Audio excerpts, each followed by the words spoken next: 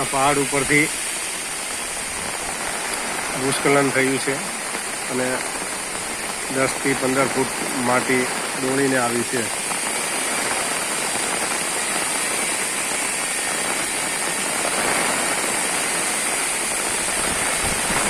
છેલ્લે વ્હાઇટવાળું બિલ્ડિંગ દેખાય છે એમાં 3 થી 4 ફૂટ સુધી ડુંગરની જે માટી છે અંદર દોડીને આવી છે.